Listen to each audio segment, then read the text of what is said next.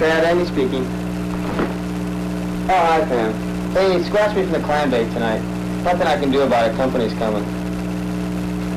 Nah, nobody you know. Long-lost uncle type. Uncle Rick, the visiting fireman.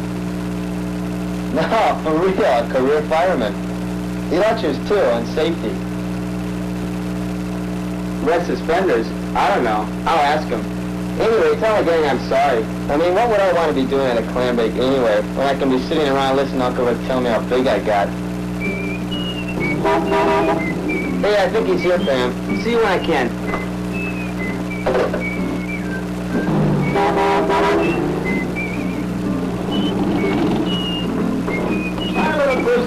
You got room for a breaker down the fireman? Oh, Rick, it's been so long. I'm so glad you decided to come. Hi, Rick. Welcome to the mansion. What took you so long, huh? Ah, it's so great to see you. My goodness.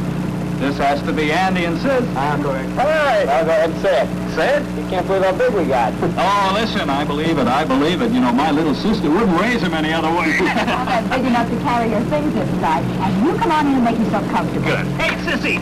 Oh, you know something? You're getting so big I don't even recognize you anymore. Listen, be careful with that guitar, will you? Good girl. Come on, Rick. I expected a red car, but not with racist stripes on it. So when the guy with the chest set moved out of the firehouse, I had a lot of time on my hands, so I took up the guitar. You know, Uncle Rick, I think we owe you an apology. Our visiting fireman turned out to be something else again. A swinger. So you figured you were in for the red suspenders and the charred tobacco and the whole routine, huh? I guess I don't know you, Rick. I guess they don't know us modern firefighters, you mean. See, a fireman today has to be just as brave and as gutsy as he ever was. But it takes a lot more. A lot of scientific know-how, plus some pretty sophisticated equipment to protect our modern communities from fire. Gosh, Uncle Rick, I guess we could feel pretty safe then. Sissy, the volunteers and professional firemen spend an enormous amount of time training for every kind of emergency. And our communities invest a lot of money maintaining all kinds of specialized equipment. But the first key to safety lies somewhere else. Uh-oh, I feel a lecture coming on. That's one thing firemen don't kid about, Andy. They know that in 99 cases out of 100, what makes the difference between slight and severe damage, or even life and death, is what happens before the firemen get to the scene. You mean how the people involved handle themselves in the emergency, huh? Exactly. See, the biggest part of our job is educating the public to acquire good fire prevention habits and to practice emergency procedures frequently, even in the home. Now, I can see that this is a very bright and intelligent family.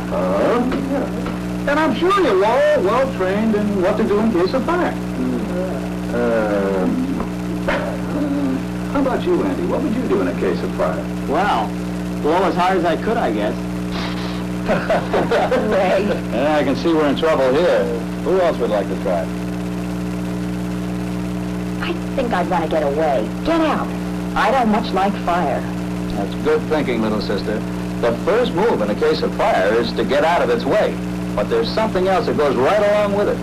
Now, who could think what that would be? Well, if I got just a little hint there was a fire in the house, the first thing I'd want to do is warn everybody and get them out, too. Hey, you guys are pretty good at that. Let everybody know about the fire. Make sure they're all accounted for, and move them out. In an apartment building, this would include your neighbors, too. Now, close doors behind you as you leave, and don't open a door that feels warm or hot to the touch. If you must, brace your foot against the bottom, so the door doesn't blow out.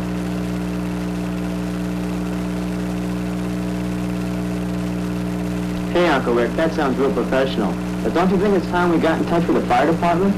Oh, of course, Andy. Once everyone's been warned and moved to safety, the next step is to call a fireman. Now, we'll let you be the hero this time and make up for blowing the first step. Well, this should be easy. I just pick up the phone, right? Well, that's a good move, all right, but the fastest way to get a fireman is the way people most often forget. Hey, I got it. The fire alarm box. Right. There are different kinds. But they all work basically in the same way. Open the door, lift the phone, and call on the direct line. Here's another. Break the glass, open the door, and pull the handle. Or, break the glass, pull the handle. or just pull the handle. The reason the alarm box is recommended is because it registers immediately on the alarm board at the nearest firehouse. Without dialing a number, without a word, you know that the firemen are headed your way.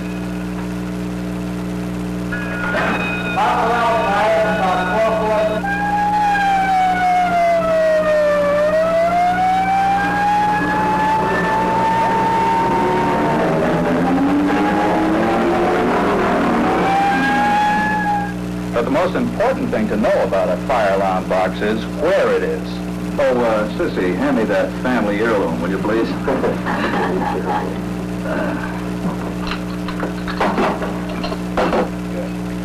So now let's say that this is your street, right?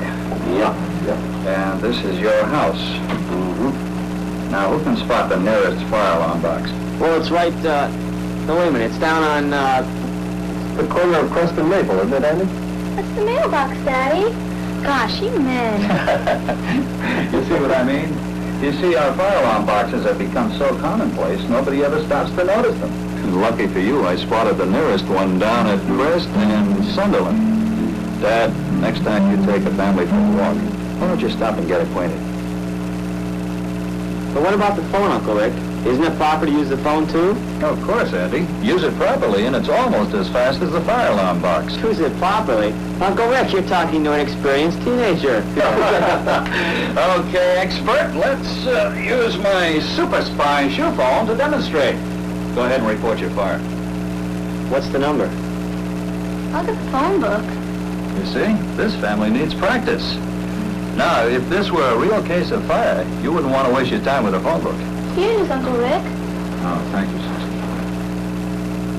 Sis. If I were you, Sis, I'd put that on the phone tomorrow, along with your local police and emergency numbers. Consider it done, Rick. Can't you just dial 0 for the operator, Uncle Rick? Yes, you can, Andy, and in many communities, that's the approved way to call for assistance. And in some cities, they're setting up special emergency switchboards with special 3-digit numbers to speed up urgent calls. Okay, Uncle Rick, I think I've got the hang of it. Pick up the other shoe while I dial. Fire department, Help! please state your business. I want to report a fire. What is the location, please? It's in the kitchen, I think. I can't see with all the smoke. Is there a substitute hero in the house? Let me try this time, Uncle Rick. I think I know what to do. Okay, Sis, you've discovered a fire. Go to the phone, dial the emergency number, and... This is Sissy Martin. I want to report a fire at 5727 Crest Drive. Please send help. Good, Sissy, good. You know, that's all it takes. Your name, the nature of the emergency, and the location. After that, no more talk. Just get out of there as fast as you can. Well, that's that. Nothing to do now but watch the firemen do their work. Not quite, young man. There's still a lot more you can do to help the firemen perform more efficiently. If you've sent the alarm from a box, for example...